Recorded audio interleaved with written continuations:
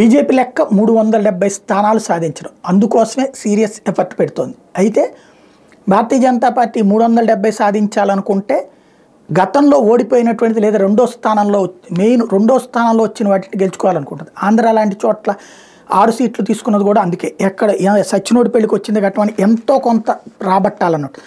టోటల్గా చూస్తే 370 స్థానాలకి గాను 2019 నాటి ఎన్నికల్లో చాలా రాష్ట్రాలు అద్భుతాల ఫలితాలు సాధించి 303 సీట్లను తన ఖాతాలో వేసుకుంది. ఇప్పుడు 370 స్థానాలు గెలుచుకునేందుకు ఎక్కడెక్కడ అవకాశాలు ఉన్నాయన్న దాని మీద ప్రత్యేకించి చర్చ జరుపుతుంది. 2019 ఎన్నికల్లో బీజేపీ దేశవ్యాప్తంగా 436 స్థానాలు పోటీ చేసింది. 303 స్థానాలు గెలిచింది.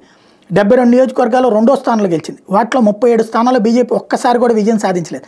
మిగిలిన 35 సీట్లో కనీసం ఒక్కసారైనా గెలిచిన చరిత్ర ఉంది. ఈ 72 స్థానాల్లో ఎక్కువ సీట్లు దక్కించుకుంటే 370 లక్ష్యానికి చేరువయ్యేందుకు అవకాశాలు మెరుగుపడతాయని, వీటిలో 67 చోట్ల ప్రస్తుతం బీజేపీ నేరుగా బరిలో దిగుతుంటే 5 దాని మిత్రపక్షాలు పోటీ చేస్తున్నాయి. గత ఎన్నికల్లో బీజేపీ రెండో స్థానంలో నిలిచిన సీట్లు అత్యధికంగా 22 పశ్చిమ బెంగాల్లో ఉన్నాయి. ఉత్తరప్రదేశ్లో 15, ఒరిస్సాలో 11, తమిళనాడులో 5, తెలంగాణలో 3 ఇట్లాంటి స్థానాలు ఉన్నాయి. ఇందులో 5 స్థానాలకు 3 లక్షలకు పైగా, 10 స్థానాలకు 2 లక్షలకు పైగా, 22 స్థానాలు లక్షకు పైగా, 19 స్థానాలు 50,000కు పైగా, 10 స్థానాలు 10 నుంచి 50,000 మధ్య, 6 స్థానాలు 10,000 లోపు ఓట్ల తేడాతో కోల్పోయింది.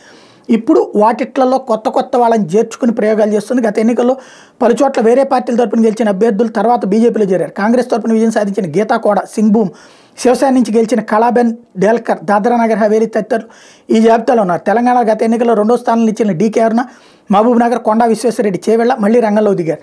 గతంలో స్వల్ప తేడాతో ఓడిపోయారన్న సానుభూతి ఈసారికి వాళ్ళకి కలిసి వస్తుందని అంచనా వేస్తున్నారు. హైదరాబాద్ స్థానంలో కూడా కొత్త అభ్యర్థి మాధవీలత విస్తృత ప్రచారంతో పోటీని రక్తి కట్టిస్తున్నటువంటి వేళ ఆశలు పెట్టుకుంది బీజేపీ.